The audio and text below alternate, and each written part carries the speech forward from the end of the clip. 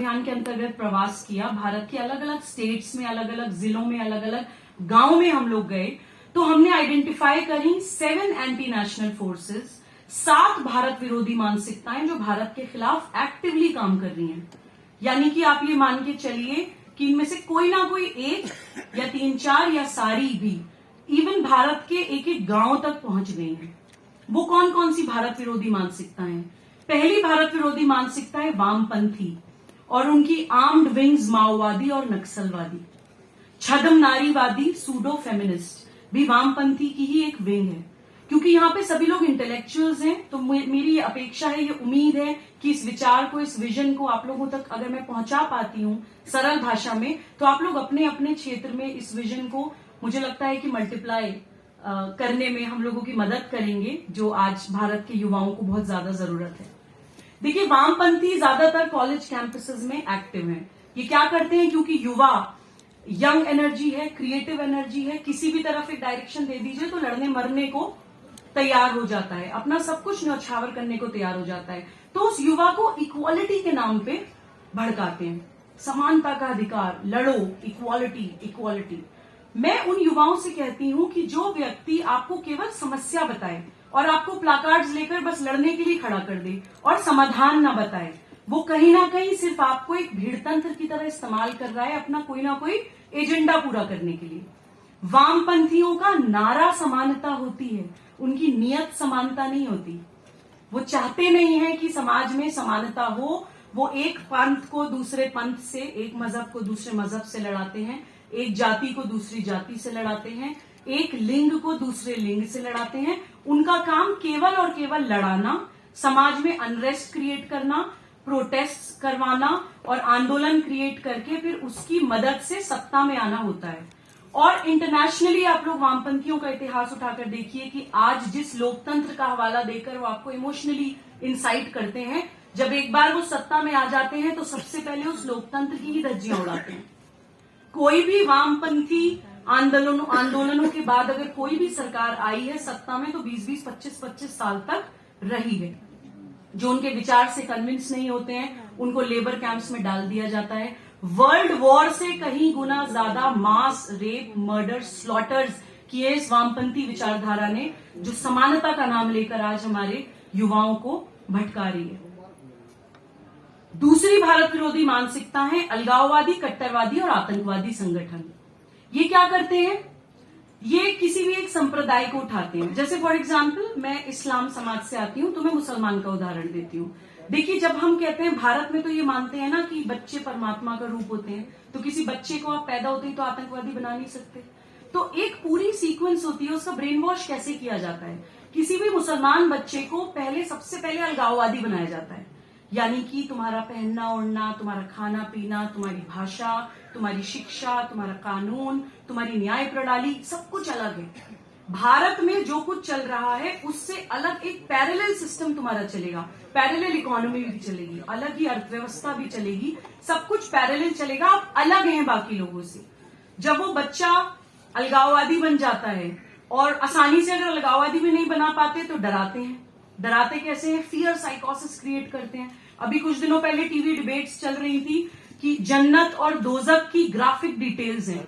दोजक का नाम लेके छोटे मासूम बच्चे को, मेरा 5 साल का बच्चा है, इस उम्र में अगर बच्चे को डराया जाए कि अगर तुमने होली के रंग लगा लिए तो अल्लाह ताला तुम्हारा गोश्त काटेंगे, तुम्हें दोजक में गरम गरम तेल में कढ़ाई में पकौड़ों की तरह तला जाएगा, तुम्हें सांप बिच्छू डसेंगे, काटेंगे। मैं कहती हूं मुसलमान बच्चे को कि अल्लाह the most beneficent, the most merciful, वो रब्बुल आलमीन है, वो सिर्फ रब्बुल मुस्लिमीन भी नहीं है। उसने पूरी कायनात, पूरी दुनिया बनाई है। वो इतना कट्टर नहीं हो सकता कि एक तो छोटा सा जीवन दिया, ऊपर से उस छोटे से जीवन में अगर कोई गलती हो गई तो वो अब हमें हमेशा के लिए गरम गरम तेल में पकौड़ों की तरह तलेगा। ये अल्लाह नहीं कर सकता। ये इंसानों की बनाई हुई एक थ्योरी है, क्योंकि फियर साइकोसिस एक बहुत बड़ा साइकोलॉजी की ट्रिक होती है माइंड कंट्रोल करने के लिए। हमारे पास एक कुत्ता है, जब वो छोटा सा था, बट फेरोशियस ब्रीड है। जब वो छोटा सा था तो हम उसको अखबार लपेट के कुछ गलती करता था तो नाक पे हल्के से मारते थे। और आज वो इतना बड़ा हो गया है कि वो लोहे की जंजीर भी तोड़ सकता है, लेकिन आज भी वो केवल अखबार से डरता है। ये होती है बचपन की फॉर्मेटिव ईयर्स में क्रिएट की हुई फियर साइकोसिस। तो एक बच्चे को, मासूम बच्चे को पहले अलगाववादी बना दिया जाता है। जब वो अलगाववादी बन जाता है तब सेकंड स्टेज में उसको कट्टरवादी बनाया जाता है। इस सेकंड स्टेज में उसको बताया जाता है कि जो तुम सोच रहे हो वही सही है, बाकी सब गलत है। ब्लाइंड्स लगा दिए जाते हैं, ना इधर देखो ना उधर देखो, सिर्फ जो तुम सोच रहे हो वही सही है। जब वो कट्टरवादी बन जाता है तब फाइनल स्टेज में उसको आतंकवादी बनाया जाता है। उस स्टेज में उसको बताया जाता है जो तुम सोच रहे हो वही सही है और सारी दुनिया से मनवाना तुम्हारा कर्तव्य है। जैसा तुम सोचते हो वैसे सारी दुनिया सोचे, जैसे तुम कपड़े पहनते हो वैसी वो कपड़े पहने, जो तुम्हारी पूजा पद्धति है वही उनकी पूजा पद्धति हो, जो तुम्हारा बिलीफ सिस्टम है केवल वही अल्लाह का बिलीफ सिस्टम है। बाकी दुनिया में कोई फ्लेक्सिबिलिटी नहीं है, कोई सत्य नहीं है, परम सत्य वही है जो तुम सोचते हो। और इस फाइनल स्टेज में आके वो सुसाइड बॉम्बर बन के फटता है। इस स्टेज में आकर वो कन्वर्जन्स करने के लिए निकलता है। इस स्टेज में आकर वो सोचता है कि अगर मैंने किसी को धर्म परिवर्तन करवा दिया, रिलीजियस कन्वर्जन कर दिया, तो मेरी 7 पीढ़ियां जन्नत में जाएंगी। इस तरह से अलगाववादी, कट्टरवादी और आतंकवादी संगठन काम कर रहे हैं। अलग अलग संगठन अलग अलग काम कर रहे हैं। कुछ बच्चे एकेडमिक्स में, पढ़ाई लिखाई में इंटरेस्टेड होते हैं तो उनके लिए दारुल उलूम जैसे संगठन है। कुछ बच्चे कर्मकांड के माध्यम से भगवान तक पहुंचना चाहते हैं तो उनके लिए तबलीगी जमात जैसे संगठन है। एक एग्जाम्पल देती हूं, यूरोप में बॉम्ब ब्लास्ट हुआ, अलकायदा के कुछ टेररिस्ट पकड़े गए। ये मैं अपनी ओपिनियन नहीं बता रही हूं, ये मैं आपको फैक्ट्स बता रही हूं। यूरोप में बॉम्ब ब्लास्ट हुआ, अलकायदा के कुछ टेररिस्ट पकड़े गए। जब जांच हुई तो पता चला कि रिक्रूटमेंट अलकायदा ने तबलीगी जमात से किया था।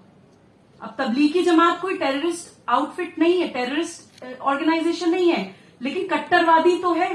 तो टेररिस्ट ऑर्गेनाइजेशंस को फ्रूटफुल ग्राउंड लगते हैं वो बच्चे जो पहले से अलगाववादी हैं और कट्टरवादी हैं। तो उन्हें बस एक स्टेज क्रॉस करा के आतंकवादी तो बनाना होता है। एक बच्चा एक सनातनी मुसलमान की जो परंपरा मानता हो, जो भारत की भाषा, भूषा, भोजन, भवन, भेषज, भजन में बिलीव करता हो, दुनिया का कोई संगठन उसको आतंकवादी नहीं बना सकता। अगर हमें पूरे विश्व से आतंकवाद को खत्म करना है तो हमें अलगाववाद को खत्म करना होगा। जो सेपरेटिस्ट आइडेंटिटी है कि आपको अलग दिखना है सबसे, हमें उसको खत्म करना होगा। अभी यूनिफॉर्म सिविल कोड की बात चल रही है, बहुत सुंदर, उत्तराखंड सरकार उस पर एक्शन ले रही है। मैं बहुत ज्यादा सभी लोगों को शुभकामनाएं देती हूं कि ये भारत में आना बहुत जरूरी है। कुछ उदाहरण मैं देना चाहूंगी क्योंकि आज का विषय हमारा यूनिफॉर्म सिविल कोड नहीं है, लेकिन सिर्फ क्लैरिटी के लिए। देखिए, इस्लाम तो 1400 साल से, कुछ मुस्लिम बच्चे यहाँ भी आए हैं, अब यहाँ शायद होंगे अभी, हाँ ये खड़ा है सामने, विकासनगर से आया है। देखिए, इस्लाम तो 1400 साल से है। शरिया एप्लीकेशन एक्ट आती है 1937 में, यानी कि भारत के विभाजन से ठीक 10 साल पहले। शरिया एप्लीकेशन एक्ट से पहले भारत का हर मुसलमान भारत की ही मान्यताएं, कस्टम, प्रैक्टिसेस मानता था। मुसलमान औरतें उस समय सिंदूर भी लगाया करती थी, बिछिए भी पहना करती थी और मंदिरों में आना जाना कुछ बुरा नहीं माना जाता था। होली, दिवाली सब लोग साथ में मनाते थे। 1937 में एक शरिया एप्लीकेशन एक्ट आता है। ब्रिटिश और मुस्लिम लीग आपस में मिलकर एक स्ट्रेटेजी के तहत शरिया एप्लीकेशन एक्ट बनाते हैं कि भारत के मुसलमान को भारत से तोड़ो। 1400 साल से इस्लाम है कि 1937 में इस्लाम आया है। शरिया एप्लीकेशन एक्ट ये बोलती है कि Muslims will be covered as per their personal laws. 5-6 section का टोटल एक्ट है, 6 सेक्शंस है, कोई लंबा चौड़ा एक्ट नहीं है। और वो पर्सनल लॉ क्या है? वो पर्सनल लॉ कोडिफाइड भी नहीं है, यानी कि जबान से जो चल रहा है, कस्टम्स, प्रैक्टिसेस, वो चलाए जाओ। अब वो जबानी क्या चल रही है कि age of puberty is marriageable age. एक बच्ची को जब पीरियड्स होने स्टार्ट हो जाए तो उसकी शादी की उम्र हो जाती है। हम लोग हैदराबाद पहुंचे, वहां पे अरब से 80-80 साल के बूढ़े शेख आके 12-12 साल की बच्चियों के साथ निकाह करते हैं। पॉक्सो एक्ट का वायलेशन करते हैं, भारत की क्रिमिनल लॉ को वायलेट करते हैं, लिटरली रेप्स करते हैं छोटी छोटी बच्चियों के साथ और पर्सनल लॉ की आड़ में बच के निकल जाते हैं।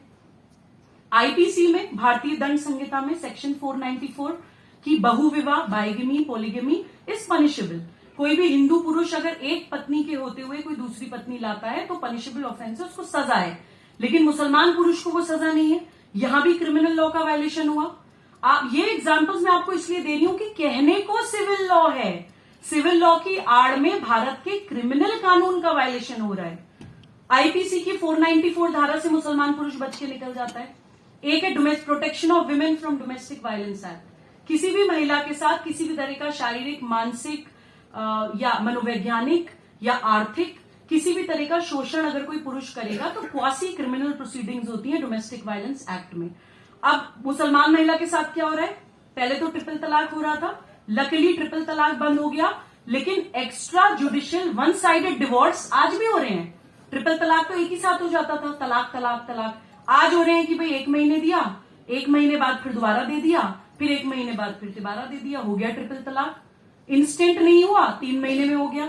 वन साइडेड एक्स्ट्रा जुडिशियल महिला की बिना मर्जी के, उसको बिना कोई क्लोजर दिए, बिना कोई एलिमनी मेंटेनेंस दिए हो तो गया।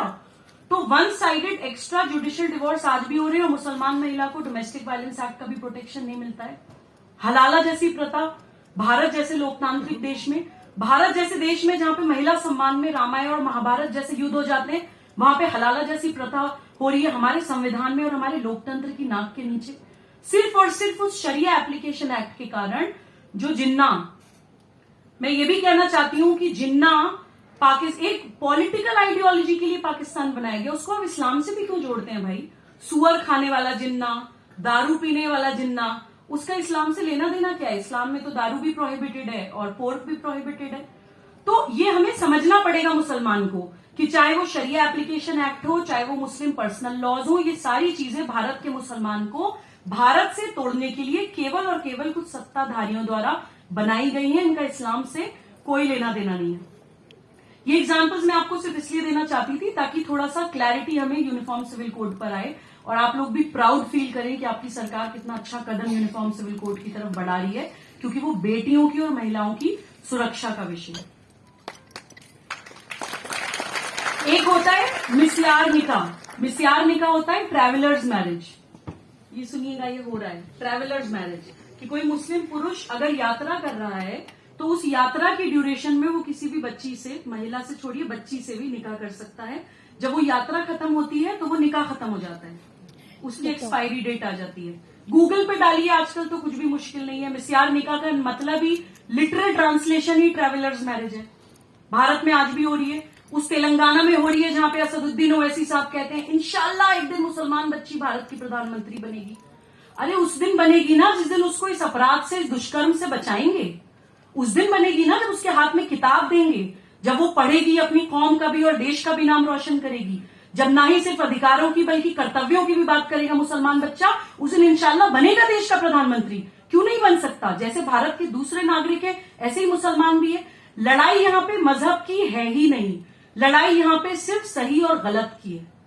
लड़ाई यहाँ पे सिर्फ इस चीज की है कि मजहब को इस्तेमाल करके अगर कुछ गलत काम हो रहे हैं तो मजहब की आड़ में हम उन गलत कामों को नहीं होने देंगे, और पूरे विश्व में अगर हो रहे हैं तो होते रहे, भारत में नहीं होने देंगे।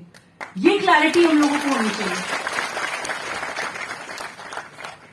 2 मैंने आपको एंटी नेशनल फोर्सेस बता दी, तीसरी एंटी नेशनल फोर्सेस है बौद्धिक आतंकवादी। मैं इन पर ज्यादा बात नहीं करूंगी। इंटेलेक्चुअल टेररिस्ट, ये सुसाइड बॉम्बर्स बन के नहीं आते हैं तो हमें दिखाई नहीं देते हैं, लेकिन जिस तरह की किताबें हम पढ़ते हैं, जिस तरह के संगीत हम सुनते हैं, जिस तरह की फिल्में हम देखते हैं, जिस तरह के आइडियल्स हम अपने बनाते हैं, सोशल एक्टिविस्ट जिनको हम फॉलो करते हैं, ये सब वो इंटेलेक्चुअल टेररिस्ट होते हैं जो हमारे बच्चों के, युवाओं के दिमाग को ब्रेन वॉश करके गलत डायरेक्शन में ले जाने की कोशिश करते हैं। इसलिए अपने हीरोज अगर सही कर ले, मुस्लिम बच्चा अगर औरंगजेब के बजाय दारा शिकोह को अपना हीरो बना ले तो उस दिन सारा समस्या का समाधान ही हो जाएगा। अपने हीरोज ठीक करें, किसी भी भाषा, जाति, क्षेत्र, संप्रदाय की अपना कोई एक हीरो तय कर लीजिए, उसके बारे में पढ़ना शुरू करिए, अपने सिरहाने वो किताब रख के सोइए। जिस तरह के चरित्र को हम पढ़ते हैं धीरे धीरे हम उनके जैसे होने लगते हैं। हमें एक्स्ट्रा कुछ करने की जरूरत नहीं पड़ती है। This is law of nature. आप बस पढ़िए, उनके बारे में जानिए, उनको रीड करिए, धीरे धीरे आप उनके जैसे बनने लगेंगे। आपका खुद चरित्र निर्माण वैसा होने लगेगा, आपको करने की जरूरत ही नहीं है। एक भारत विरोधी मानसिकता है विधर्मी राजनीतिक दल। ये वो लोग हैं जो हमारे अपने लोग हैं लेकिन सत्ता में रहने के लिए किसी भी एंटी नेशनल फोर्स के साथ हाथ मिला लेते हैं। ये वो लोग हैं जो अपीजमेंट पॉलिटिक्स करते हैं। ये वो लोग हैं जो जातियों की राजनीति करते हैं। हम फलाना जाति की पार्टी है। जाति की पार्टी क्या होता है? जब हमारे कॉन्स्टिट्यूशन में इक्वालिटी बिफोर लॉ है, इक्वल प्रोटेक्शन ऑफ लॉज है, no discrimination on the basis of religion, caste, creed, gender और प्लेस ऑफ बर्थ, तो पॉलिटिकल पार्टीज कैसे मजहब के नाम पर, वो ऑल इंडिया मुस्लिमीन करके ही नाम है ना शायद एमएम पार्टी का, तो मजहब के नाम पर, जातियों के नाम पर पार्टियां बनी कैसे जाती हैं? तो सीधा सीधा अनकॉन्स्टिट्यूशनल है, वो नहीं होना चाहिए। तुष्टीकरण की राजनीति कि मुसलमान को बोलेंगे आप अल्पसंख्यक है जी। 20 करोड़ 30 करोड़ पॉपुलेशन कौन सी परिभाषा के हिसाब से अल्पसंख्यक होती है? मैं बोलती हूं I am an Indian Muslim and I refuse to be called a minority. Minority शब्द ही आपको भारत से तोड़ने के लिए है। मैं अपने माता पिता की इकलौती बेटी हूं, तो मैं अल्पसंख्यक हो गई अपने घर में, अपने परिवार में। तो देखिए, जब हम कहते हैं भारत माता, हम मदर लैंड, हम दूसरी कंट्री की तरह एक भूखंड नहीं मानते अपने देश को, मां मानते हैं। तो मां के लिए सभी बच्चे बराबर होते हैं। माइनॉरिटी, मेजॉरिटी और अल्पसंख्यक बहुसंख्यक नहीं होते। ये केवल और केवल मुसलमानों के दिमाग में एक विक्टिम माइंडसेट डालने के लिए ये अल्पसंख्यक शब्द गढ़ा गया और इतने सालों तक रखा गया। जी सुनिए